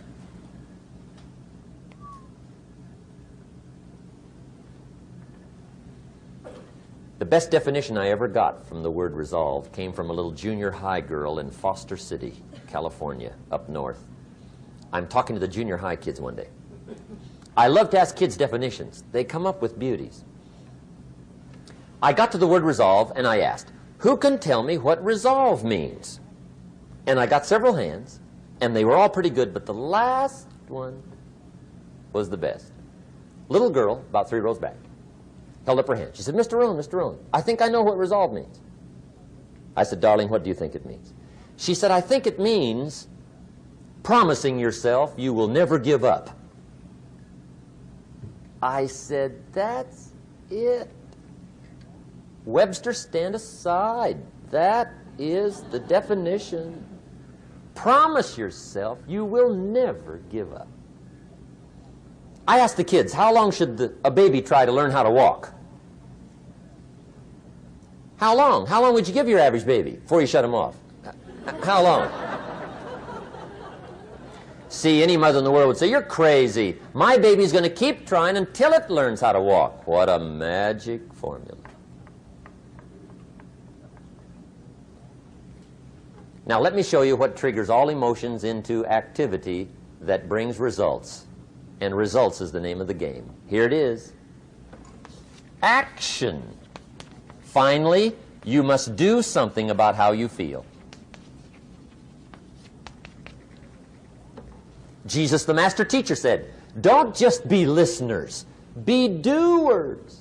The world admires the doers. Whatever it takes to get you to try harder, read more, set your goals, and go for it. Here's the next attitude disease. Over-caution. Some people never will have much. They're too cautious. Now, you can also be too reckless, but you can also be too cautious. This is called the timid approach to life. And my caution was always the risk. Risk used to drive me right up the wall. I used to say, what if this happens? It's called the language of the poor. What if this happens? And on top of that, if this was to happen, look at the fix I'd be in. I better not try. I could always ace myself out. Then I'll tell you what changed my whole life when I finally discovered it's all risky. The minute you were born, it got risky. If you think trying is risky, wait till they hand you the bill for not trying. If you think investing is risky, wait till you get the tab for not investing. See, it's all risky. Getting married is risky. Having children is risky. Going into business is risky. Investing your money is risky. It's all risky. I'll tell you how risky life is. You're not going to get out alive. That's risky. The Englishman says, well, if that's the way it's going to work out, let's give it a go. Right, that's what it's for. Give it a go. Somebody says, yeah, but I'm looking for safety and security. Fine, then huddle in a corner. We'll cover you with a sheet, bring you 3 meals a day. And we'll protect you, feed you, look after you, care for you. We won't let anything happen to you. And you'll probably live to be 100. The guy said, well, yeah, I'd live to be 100. But what a way to live. Right. What a way to live, safe and secure. Don't ask for security. Ask for adventure. Better to live 30 years full of adventure than 100 years safe in the corner. And see, it's not important how long you live. What's important is how you live. Here's the next attitude disease. We're almost through with this motley list. In fact, we're almost through. Hang on. The next one is pessimism. Pessimism, the deadly disease of always looking on the bad side, the problem side, the difficult side, checking all the reasons why it can't be done. The poor pessimist leads an ugly life. He doesn't try to figure out what's right. He tries to figure out what's wrong. He doesn't look for virtue. He looks for faults. And when he finds them, he's delighted. How ugly. This is the poor guy who looks through the window, doesn't see the sunset. He sees the specks on the window.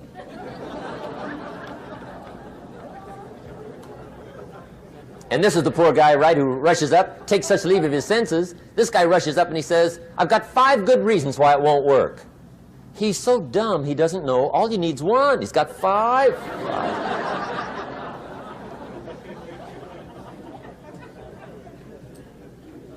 To the pessimist, the glass is always half empty. To the optimist, the glass is half full. Why would the same measure affect people 2 different ways? Answer, it all depends on how you look at it. Our lives are mostly affected by the way we think things are, not the way they are. The way we think they are affects us most. There's a subject we don't have time to get into tonight called better thinking habits. One of the major things Shove taught me when I met him, he said, poor thinking habits keeps most people poor. Not poor working habits. Most people work hard, but they don't think hard.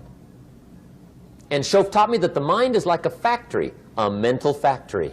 And whatever you think about all day long pours ingredients into this mental factory. And that's what builds the economic, social, financial fabric of your life. He quoted me a Bible phrase that says, as you think, so you become. How awesome. When he talked about poor thinking habits, he had me. I used to start the day reading the morning newspaper. I mean, you can believe that or not. I'd get a cup of coffee and read the paper. I'd load up on wars and riots and murders and stabbings and killings and bank robberies and muggings and car wrecks and tragedies. I'd even read the back pages. I seem to like that stuff for some weird reason. I'd load up on all that, and then I'd start the day. You can imagine the kind of days I used to have. You walk around on your financial knees. They call you economic peewee.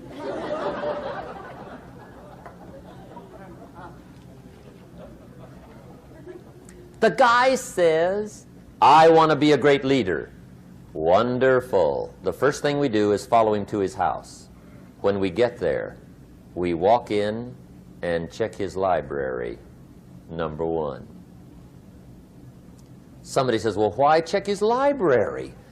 The reason is because what a man reads pours massive ingredients into his mental factory, and the fabric of his life is built from those ingredients. You would not believe what some people have got in their house to read. You would not believe. One of the best dressed up words I know for a lot of it is trash. Can you imagine dumping a barrel of trash into this mental factory every day and coming out with a rich, dynamic, positive life? It can't be done. You might as well try making a cake with cement. The kids back in Danbury, Connecticut, high school, they're asking me questions one day. I'm talking to the kids. Kids got good questions these days. One of them said to me, Mr. Rohn, how do you build the good life? I said, it's simple. It's not easy, but it's simple. Here's how you build anything. Select the right ingredients, keep out the wrong ingredients, and it starts with thought. Everything starts with thought. So you must be wise and careful what you think about, because that starts everything. You got to be wise and careful. I asked the kids, what would happen if somebody dropped sugar in my coffee? They said, well, you'd be okay. I said, what if somebody dropped strychnine in my coffee? They said, well, you'd be dead. I said, correct. Lesson 1. Life is both sugar and strychnine. You gotta be careful. I said, what if my worst enemy drops in the sugar? They said, will you be okay? I said, what if my best friend, even by accident, drops in the strychnine? They said, well, you'd be dead. I said, correct. Lesson 2, watch your coffee.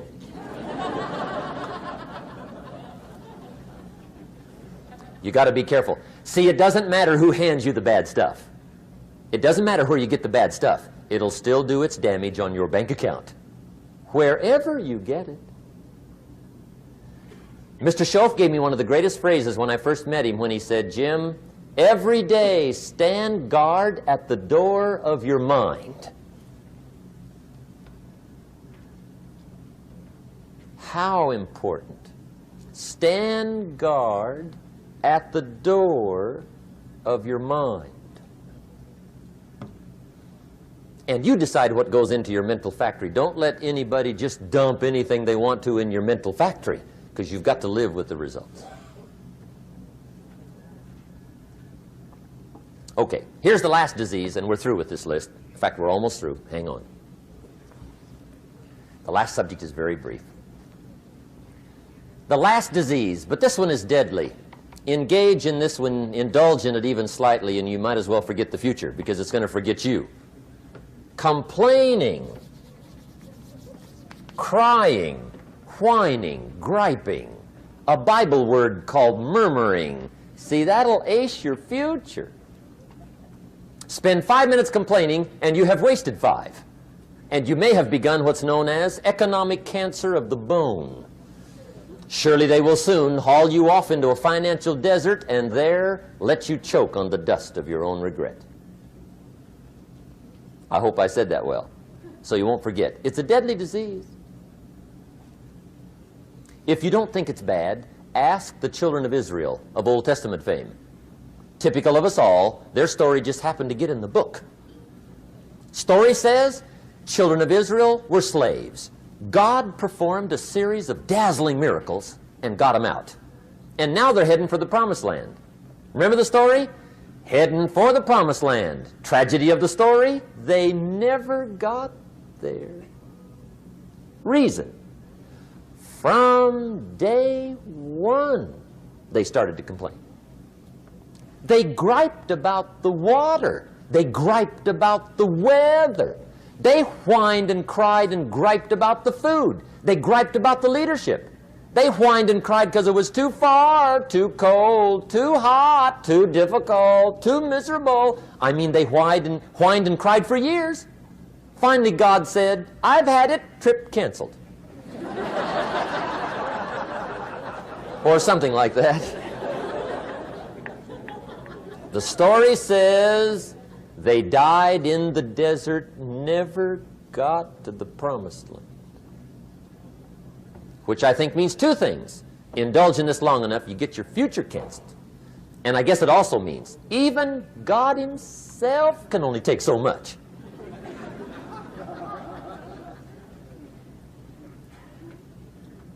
Okay. Just be on the lookout of the things that can destroy all the good you start. The war is on. And this evening, tomorrow, mentally, personally, socially, economically, you got to make sure you're winning the war. And this is part of it.